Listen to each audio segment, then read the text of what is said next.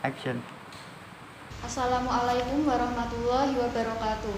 Waalaikumsalam warahmatullahi wabarakatuh. Selamat siang, salam sejahtera bagi kita semua. Perkenalkan, saya Devina Syakira Hidayat selaku moderator pada debat kali ini. Debat kali ini menggunakan sistem debat parlemen Australia dengan mosi pelegalan praktik jual beli organ manusia. Sebelum debat dimulai, saya akan menyampaikan cara pelaksanaan debat sebagai berikut. Pada sesi inti, setiap pembicara akan menyampaikan argumentasinya selama 5 menit. Pada sesi simpulan, pembicara akan diberi waktu selama 3 menit untuk menyampaikan kesimpulan. Pengatur waktu akan memberi 1 ketukan pada menit keempat, 2 ketukan pada menit kelima, dan 3 ketukan pada menit kelima lebih 10 detik. Pada sesi inti, debat dimulai dari pembicara satu tim pro, dan pada sesi simpulan, debat dimulai dari pembicara tim kontra. Debat kali ini akan dinilai oleh Dewan Juri kami, Ibu Sri Sujati, SPD MPD. Selanjutnya, mari kita mulai debat kali ini. Silakan untuk pembicara satu tim pro dapat mempersiapkan diri.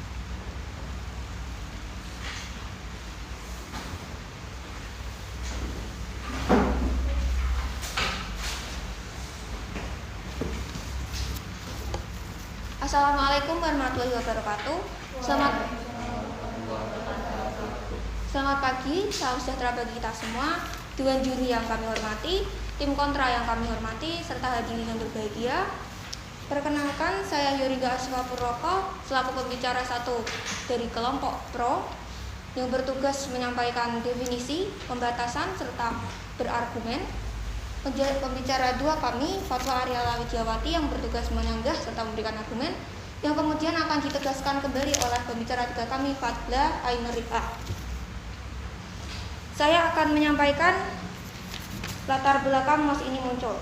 Banyaknya penyakit yang menyebabkan kerusakan maupun gagal organ membuat permintaan donor organ semakin membunuh. Daftar tunggu pasien yang membutuhkan donor pun kian memanjang. Adanya ketimpangan antara permintaan dan persediaan donor organ ini menyebabkan tidak sedikit pasien harus menyerah dan kehilangan nyawanya. Lantas, apakah jual beli organ memang perlu dilegalkan? Sebelumnya, izinkan saya menjelaskan apa itu jual beli organ. Jual beli menurut Kamus Besar Bahasa Indonesia adalah persetujuan yang saling mengikat antara penjual, yakni pihak yang menyerahkan barang, dan pembeli sebagai pihak yang membayar barang serta yang dijual. Sedangkan organ adalah kumpulan jaringan yang memiliki satu fungsi. Jual beli organ manusia sendiri menurut WHO adalah sebuah transplantasi di mana terdapat laba atau transplantasi yang dilakukan di luar sistem kedokteran nasional. Pembatasan MOSI kali ini adalah praktik jual beli ginjal manusia lingkup internasional. Saya setuju dengan adanya pelegalan praktik jual beli ginjal. Menurut pandangan Islam yang berbasis maslahah, selama teknologi itu memberikan maslahah kepada manusia, maka diperbolehkan asalkan tidak membahayakan dan tidak ada larangan agama yang dilanggar.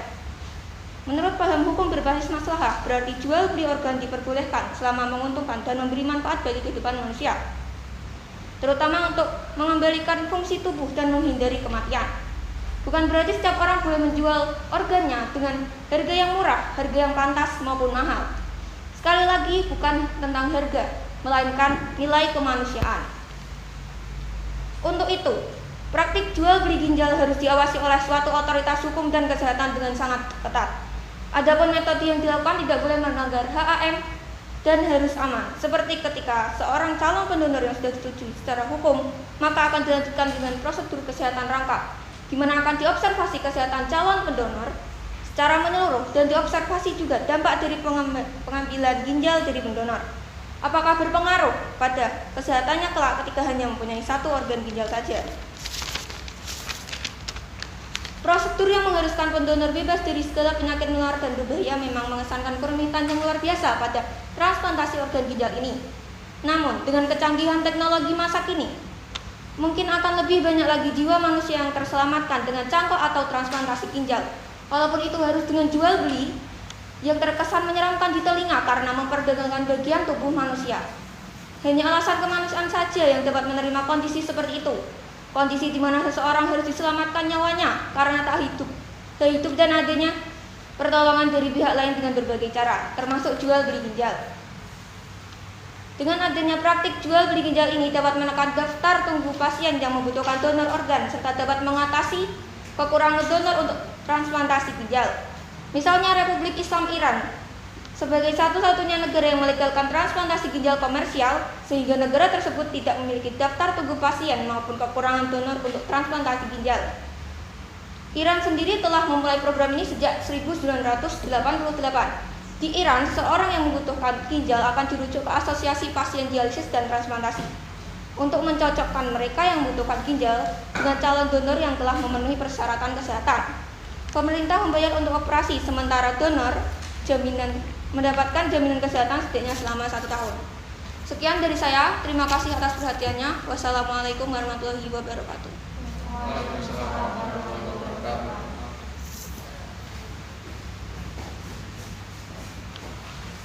Silakan untuk pembicara satu tim kontra dapat mempersiapkan diri.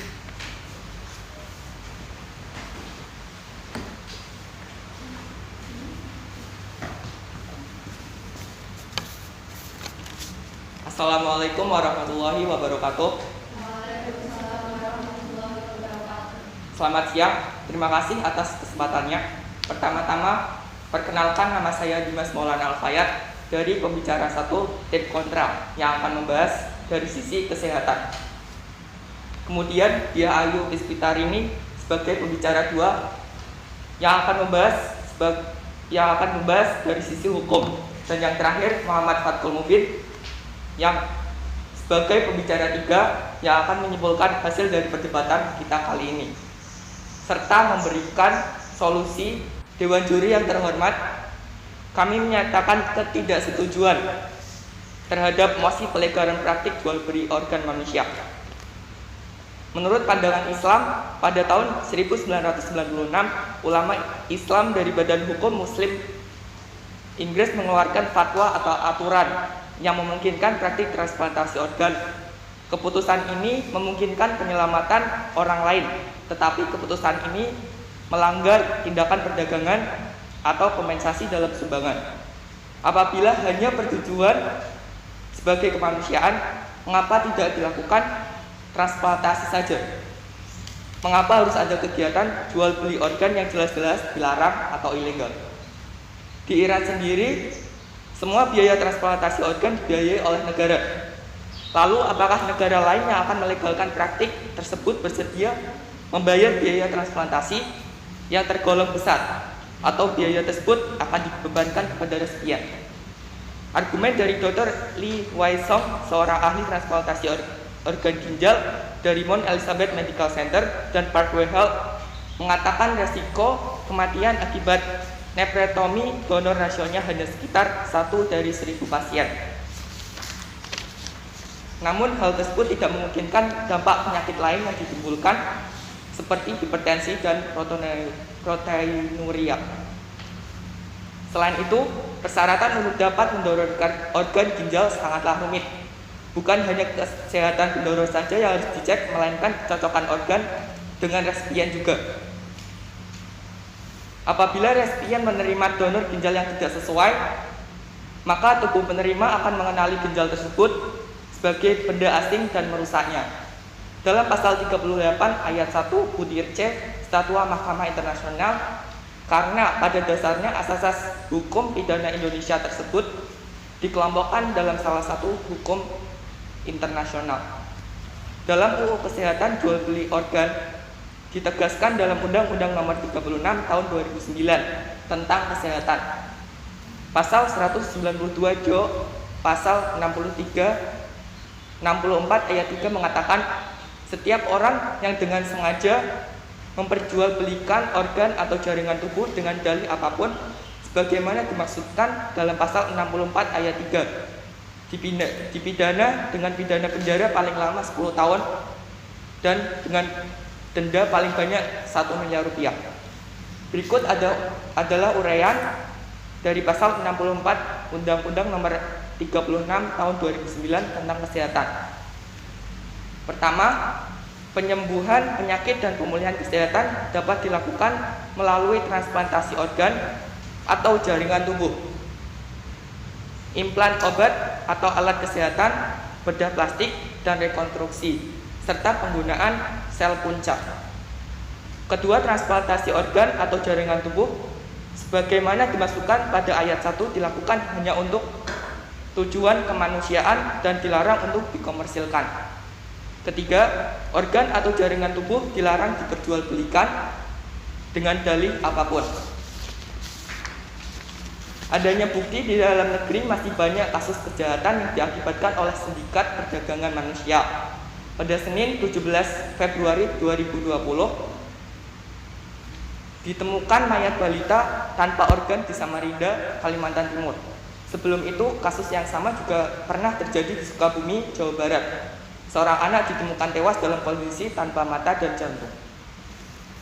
Sekian dari saya. Terima kasih atas perhatiannya. Assalamualaikum warahmatullahi wabarakatuh.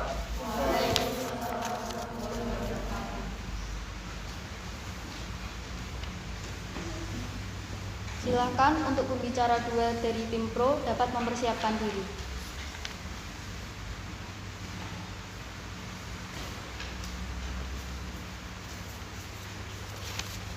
Assalamualaikum warahmatullahi wabarakatuh. Waalaikumsalam warahmatullahi wabarakatuh. Selamat pagi para hadirin, tim kontra dan dewan juri yang saya hormati. Perkenalkan, saya Fatwa Arila Widawati selaku pembicara 2 dari tim pro. Saya akan menyampaikan sanggahan, argumen, serta bukti-bukti. Sebelumnya izinkan saya menjawab 2 pertanyaan yang diajukan oleh pembicara 1 tim kontra. Pertanyaan pertama, apabila hanya bertujuan sebagai kemanusiaan, mengapa tidak dilakukan dengan transplantasi saja? Berkurangnya kemampuan fisik pendonor sebagai konsekuensi dari pendonoran ginjal pasti akan berdampak secara ekonomi. Apabila mengandalkan kekuatan fisik dalam mata pencarian hidup, pendonor tersebut akan menjadi terbatas pada kemampuan fisik tertentu yang dapat mengurangi pendapatannya. Dan ini akan menjadi berimbang dengan kompensasi yang bersifat solusi jangka panjang, baik itu oleh pemerintah, resipien, atau pihak ketiga. Pertanyaan kedua, lalu apakah negara lainnya yang akan melegalkan praktik tersebut bersedia membiayai biaya transplantasi yang tergolong besar, atau biaya tersebut akan dibebankan kepada resipien? Tentang biaya yang besar sebenarnya berlaku relatif menurut kebutuhan yang sebelumnya sudah ada regulasi atau peraturan perundang-undangan. Yang diperlukan hanya payung hukum, sehingga ada kejelasan baik secara kesehatan, materi, atau finansial. Saya akan menyanggah argumen pembicara kontra bahwa pada transplantasi ginjal tidak menutup kemungkinan ditemukan ketidakcocokan antara ginjal dari pendonor dan resipien. Kami sekali lagi menegaskan bahwa pendonor akan melalui prosedur kesehatan perangkat yang mana akan dicek kesehatannya, termasuk kecocokan ginjal dengan resipien. Adapun untuk mengetahui kecocokan ginjal dapat dilakukan melalui tes darah dan tes HLA. Sedangkan untuk kasus kriminalitas seperti penculikan anak yang diambil organnya itu termasuk bentuk jual beli organ yang ilegal. Fakta bahwa perdagangan ilegal masih marak memang tidak dapat kita bantah. Akan tetapi yang kami maksud dengan argumen bahwa pengawasan dengan ketat adalah bagi negara yang melegalkannya, yaitu Republik Islam Iran. Satu-satunya negara yang melegalkan perdagangan ginjal dengan alasan yang sangat jelas. Tentu kami mengetahui hal tersebut tidak berlaku di negara kita.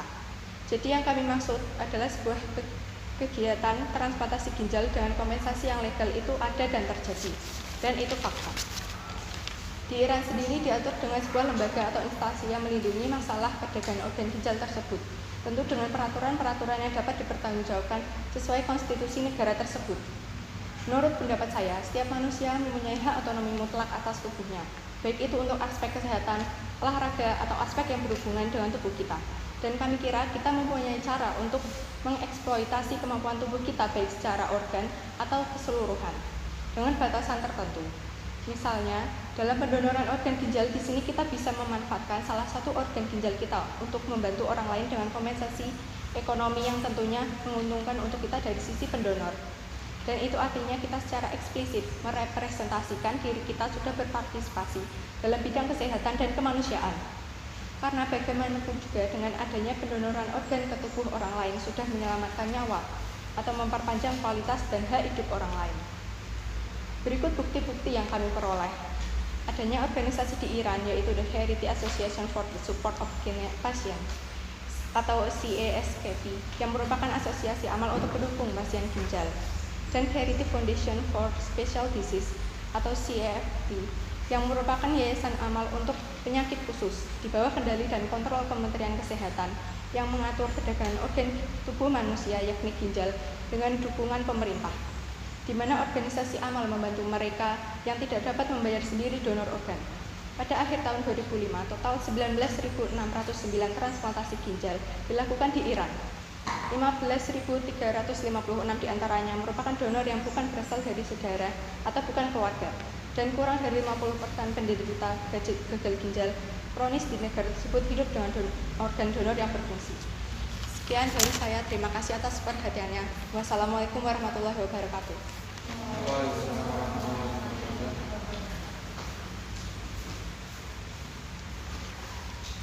Silakan untuk pembicara dua tim kontra dapat mempersiapkan diri.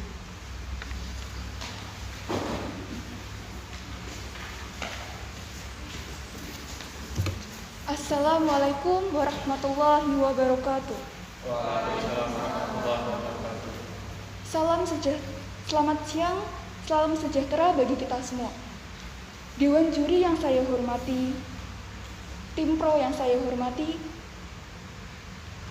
serta hadirin yang berbahagia. Perkenalkan, saya di hari sekitar ini pembicara dua dari tim kontra yang akan memberikan sanggahan serta argumen pembangun dari sisi hukum. Dewan juri yang terhormat, walaupun memiliki tujuan yang baik, yaitu sebagai kemanusiaan, tentunya kita perlu memperhatikan kesehatan pendonor juga. Karena sia-sia jika kita menyumbangkan organ tubuh kita untuk kesembuhan orang lain, tetapi tubuh kita menjadi sakit-sakitan. Dengan hal tersebut, pastinya harus dipertimbangkan lebih dalam lagi. Lantas, bagaimana dengan orang yang akan menjual ginjalnya, tetapi tidak ada kecocokan dengan penerima ataupun resipien? Apakah akan menolaknya? Apabila tetap menerima organ dan hal tersebut terulang kembali, bukankah akan menyebabkan penumpukan organ? Dan bagaimana dengan biayanya? Apabila kita telisik lebih dalam lagi, penyimpanan jaringan organ hidup memerlukan biaya yang cukup besar dan ditambah dengan resiko kerusakannya. Bukankah tim pro menjelaskan bahwa transplantasi organ tidak dapat dilakukan secara asal-asalan, dan untuk menemukan organ ginjal yang cocok dengan resipien, rasionya sangatlah kecil kecuali dari pihak keluarga dan masih memiliki hubungan darah. Bahkan, kesamaan golongan darah tidak menjamin kecocokan. Organisasi Kesehatan Dunia (WHO) menyebutkan, ketersediaan donor organ yang sedikit merupakan masalah universal. Kondisi ini membuat sebagian pihak melakukan transplantasi komersial yang tentunya ilegal untuk mendapatkan organ. Pada prinsipnya, dilarang ada kegiatan jual beli organ, sebab praktik jual beli organ tubuh tidak dapat dibenarkan secara undang-undang maupun agama. Yang diperlukan hanya donor organ tubuh dengan niat membantu, bukan komersil. Selain itu, harus memenuhi beberapa persyaratan agar donor organ dapat terlaksana. Larangan jual beli organ tubuh diatur dalam KUHP dan Undang-Undang Nomor 36 Tahun 2009 tentang Kesehatan. Dalam pasal 204 KUHP yang berbunyi, barang siapa menjual, menyerahkan, atau membagi-bagikan barang yang diketahui membahayakan nyawa ataupun kesehatan orang lain, padahal bersifat berbahaya dan tidak diketahui, diancam dengan pidana paling lama 15 tahun. Berdasarkan penelitian dari Fakultas Hukum Universitas Brawijaya yang disebutkan pada pasal 38 ayat 1 butir C Statute Mahkamah Internasional, karena pada dasarnya asas-asas hukum pidana Indonesia tersebut dikelompokkan dalam salah satu sumber hukum internasional. Undang-Undang Nomor 5 Tahun 2009 tentang pengesahan UNTOC yang telah diratifikasi Indonesia menyebutkan sejumlah kejahatan yang termasuk dalam kategori lintas negara terorganisir, yaitu pencucian uang, korupsi, perdagangan gelap tanaman serta satwa liar, dan kejahatan terhadap benda seni budaya. Jual beli organ manusia atau jaringan masuk dalam konteks perdagangan orang, karena dalam perdagangan orang menjelaskan adanya tujuan eksploitasi yang merupakan suatu tindakan yang bertujuan untuk memperoleh keuntungan, yang salah satunya adalah dengan mengambil atau mentransplantasikan organ tubuh manusia. UNTOC memang tidak menjelaskan secara implisit mengenai jual beli organ manusia. Namun, PBB menyatakan bahwa jual beli organ tubuh manusia masuk dalam kategori lintas negara. Salah satu kasus jual beli ginjal internasional yang korbannya seorang anak kecil. Kasus penculikan anak yang akhirnya kehilangan salah satu organ tubuhnya adalah anak perempuan berinisial Bunga. Ia hilang saat berusia 8 tahun dan pada tahun 2010 ditemukan kembali ketika berusia 12 tahun di salah satu rumah sakit di Tokyo, Jepang.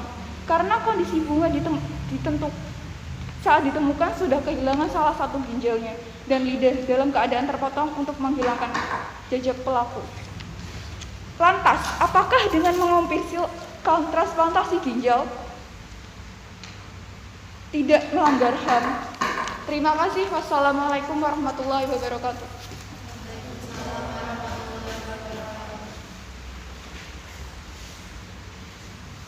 Silakan untuk pembicara Naga Timpro dapat mempersiapkan diri.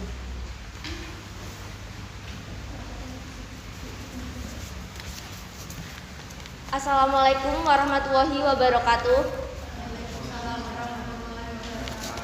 Selamat pagi, mohon izin Dewan Juri yang terhormat dan hadirin yang berbahagia. Berdirinya saya di sini akan menyampaikan beberapa sanggahan terkait apa yang sudah disampaikan oleh pembicara dua tim kontra. Sebelumnya, izinkan saya menjawab pertanyaan yang diajukan pembicara dua kontra. Bagaimana apabila orang yang akan menjualkan ginjalnya tetapi tidak ada kecocokan dengan penerima atau resipien? Pada prinsipnya, pembelilah yang mencari barang yang dibutuhkan. Oleh karena itu, resipienlah yang mencari ginjal yang cocok. Seperti yang telah disampaikan oleh pembicara satu kami. Misalnya di Iran, resipien yang membutuhkan donor ginjal akan dirujuk ke asosiasi pasien dialisis dan transplantasi untuk dicocokkan dengan calon donor yang telah memenuhi persyaratan kesehatan. Calon donor yang ditolak bukanlah calon donor yang tidak memiliki kecocokan dengan resipien, melainkan yang tidak memenuhi persyaratan kesehatan. Baik, saya akan menyanggah argumen dari kelompok kontra bahwa donor ginjal dengan tujuan komersial tidak diperlukan dan itu ilegal.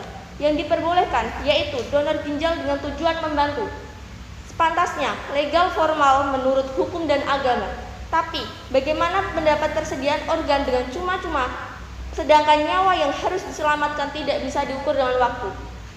Mungkin solusi donor organ komersial tidak populer, sebaliknya menyelamatkan nyawa dan mempertahankan hak hidup harus sesuai HAM dan norma agama.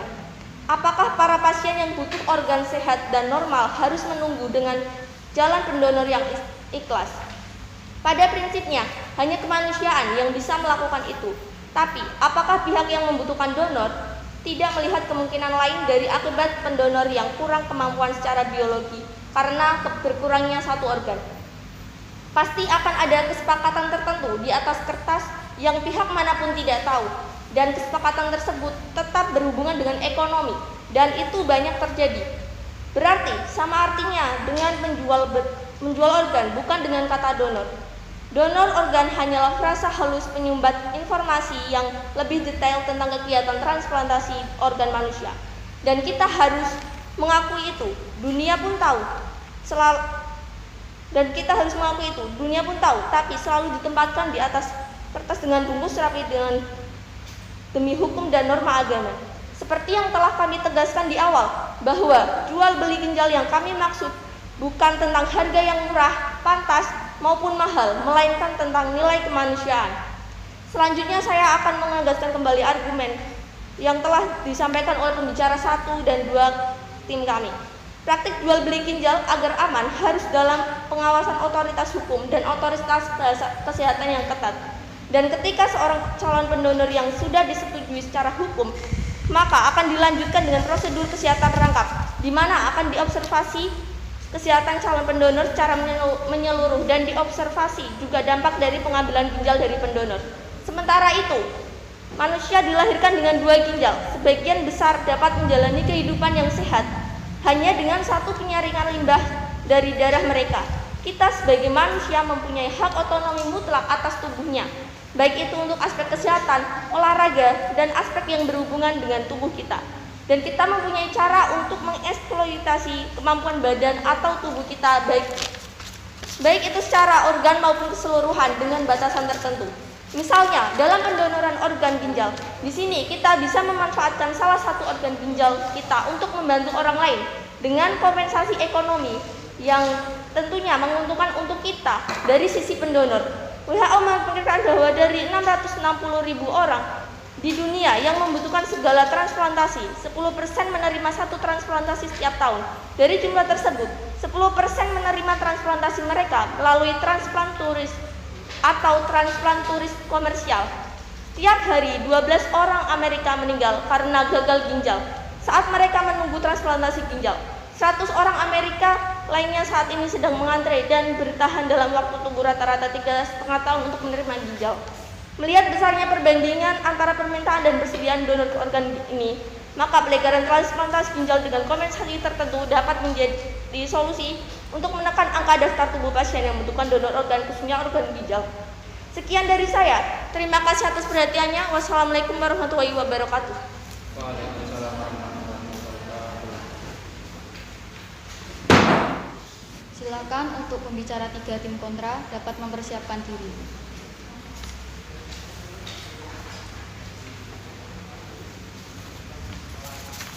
Assalamualaikum warahmatullahi wabarakatuh.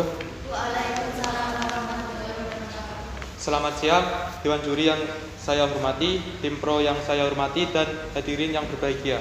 Perkenalkan, saya Muhammad Fatkul Mubin, pembicara 3 dari tim kontra yang akan menyampaikan kembali simpulan debat dan memberikan solusi mosi hari ini.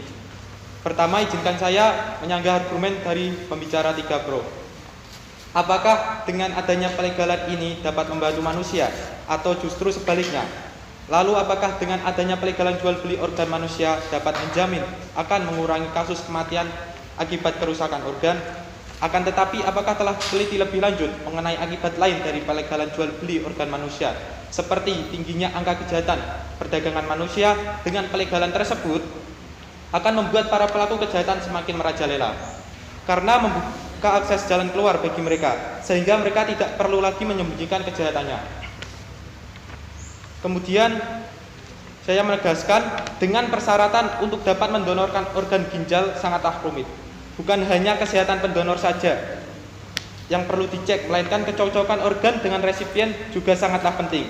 Apabila resipien menerima donor ginjal yang tidak sesuai, maka tubuh penerima akan mengenali ginjal tersebut sebagai benda asing dan merusaknya. Namun, donor ginjal juga dapat memungkinkan dampak penyakit lain yang ditimbulkan seperti hipertensi dan proteinuria. Dewan Juri yang terhormat, solusi lain yang dapat kita ambil dari mosi kali ini adalah sebagai berikut. Pertama, menjaga pola hidup sehat dengan berolahraga. Kedua, mengatur pola makan. Ketiga, mengurangi atau menghindari minuman-minuman berkadar gula tinggi, soda, dan alkohol. Dan yang keempat, perbanyak minum air mineral. Dalam UU Kesehatan Jual Beli Organ ditegaskan dalam Undang-Undang Nomor 36 Tahun 2009 tentang kesehatan. Pada UU ini dijelaskan tentang pidana bagi pelaku jual beli organ dalam jual beli organ tubuh manusia atau jaringan manusia masuk dalam konteks perdagangan orang, karena dalam perdagangan orang menjelaskan adanya tujuan eksploitasi yang merupakan suatu tindakan yang bertujuan untuk memperoleh keuntungan, yang salah satunya adalah dengan mengambil atau mentransplantasi organ tubuh atau jaringan manusia. Untuk memang tidak menjelaskan secara implisit mengenai jual beli organ tubuh manusia, namun PBB menyatakan bahwa jual beli organ tubuh manusia masuk dalam kategori kejahatan lintas negara, walaupun PBB juga belum menjelaskan konsep dan definisi jual beli organ tubuh manusia. Kemudian terdapat bukti di dalam negeri. Dilansir dari liputanam.com, pada tahun 2016 lalu Bareskrim Mabes Polri membongkar sindikat jual beli ginjal yang cukup terorganisir. Bagaimana tidak? Sindikat ini melibatkan oknum dari pihak Rumah Sakit Cipto Mangkusumo yang dengan mudahnya memperjualbelikan organ tubuh para pasien. Bareskrim beserta Reserse Kriminal Umum Polda Jawa Barat mengungkap sindikat penjualan organ tubuh manusia, yaitu ginjal. Pelaku yang diamankan 3 orang, AG, DD, dan HR, ujar Kasubdit 3 Direktur Tindak Pidana Umum Kombes Umar Fana di Bareskrim Mabes Polri, Jakarta Selatan. Sekian dari saya, terima kasih. Wassalamualaikum warahmatullahi wabarakatuh.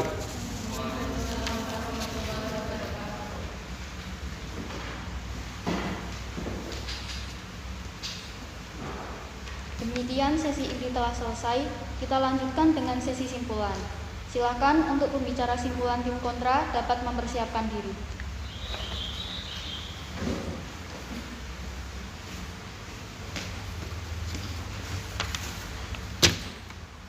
Selamat siang, terima kasih atas kesempatannya. Kami dengan jelas menyatakan bahwa kami tidak setuju dengan mosi pelegalan praktik jual beli organ manusia. Dilansir dari CNN Indonesia, Badan Reserse Kriminal Polri menangkap pelaku perdagangan organ tubuh di Jawa Barat. Modus pelaku menjanjikan uang sebesar 300 juta kepada korban yang memberikan sebagian ginjalnya pada yang membutuhkan.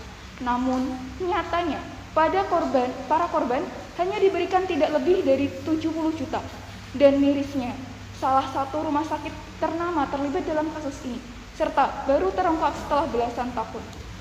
Lalu, bagaimana apabila praktik jual beli ini dilegalkan? Apakah adanya tindak kriminal akan semakin merajalela? Kami rasa hal tersebut sangat memungkinkan. Lantas, bagaimana apabila pihak pendonor meminta atau memeras resipien atas dasar telah menolong resipien karena tidak ditentukannya dengan jelas jumlah, harga, dan yang kita ketahui bersama bahwa harga ginjal sangatlah tinggi.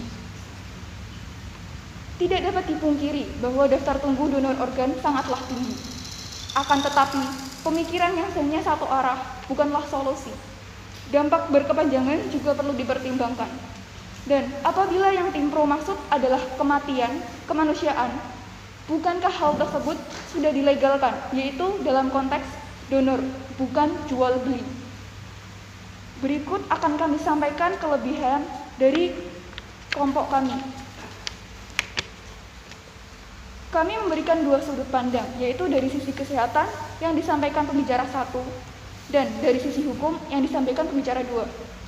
Argumen kami masih belum terbantahkan oleh tim pro, dan bukti-bukti yang kami sampaikan berdasarkan undang-undang serta data penelitian yang tentunya sudah jelas kebenarannya. Sekali lagi kami tegaskan bahwa kami tidak setuju dengan mosi pelegalan praktik jual beli organ manusia karena dampak yang ditimbulkan dari pelegalan tersebut bukanlah main-main. Sedari awal tim pro berargumen tentang HAM dan kemanusiaan. Lantas, apakah dengan mengomersialkan transplantasi tidak melanggar HAM? Kemudian, tim pro juga membahas tentang prosedur yang akan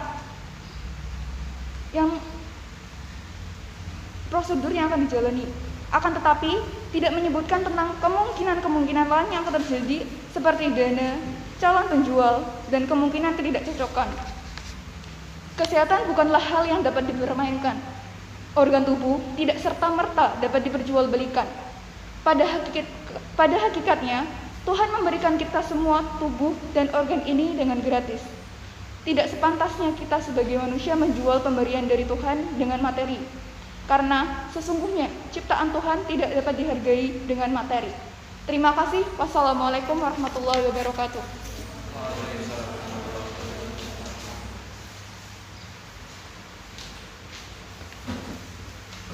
Silakan untuk pembicara simpulan tim pro dapat mempersiapkan diri.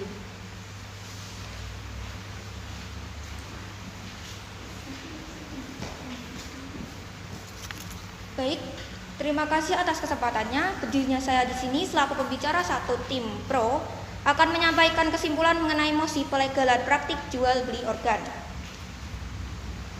Menurut pendapat kami, pihak kontras dari tadi mengaitkan kasus jual beli organ dengan tindakan kriminal yang tanpa disadari oleh pihak kontras sendiri bahwa tindakan kriminal tersebut adalah akibat dari pelarangan kegiatan kemanusiaan di mana salah satunya adalah transplantasi ginjal dengan kompensasi tertentu yang saling menguntungkan. Yang berarti secara tersirat pihak kontra juga menyadari akan pemenuhan kebutuhan transplantasi organ bagi resipien dan itu tidak didapatkan secara maksimal sehingga resikonya terjadi jual beli organ ilegal. Seharusnya segala peraturan perundang-undangan apapun di dunia ini tentang kesehatan harus mampu untuk memfasilitasi resipien yang membutuhkan donor organ tubuh, termasuk ginjal.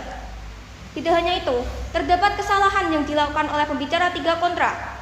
Pembicara 3 kontra menyampaikan bahwa beliau akan menyanggah argumen pembicara 3 pro. Namun nyatanya pembicara 3 pro tidak bertugas untuk menyampaikan argumen lagi. Baik, kami akan menyampaikan keunggulan kelompok kami. Pertama, kami mampu menguraikan argumen-argumen serta pendapat kami dengan disertai bukti-bukti berupa fakta dan data. Tidak hanya itu, kami juga mampu menjawab pertanyaan-pertanyaan yang diajukan oleh tim kontra.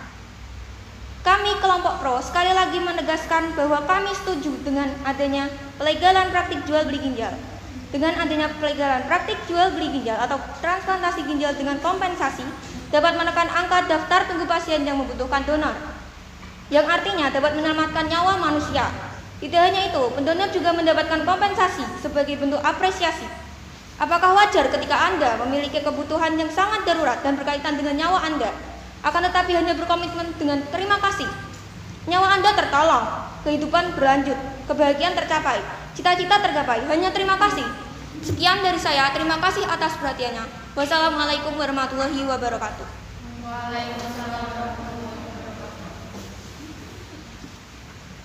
Demikian debat kali ini.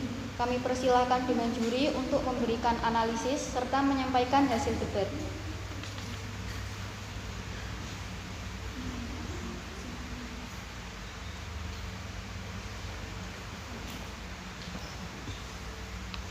Demikian telah selesai debat pada kesempatan kali ini.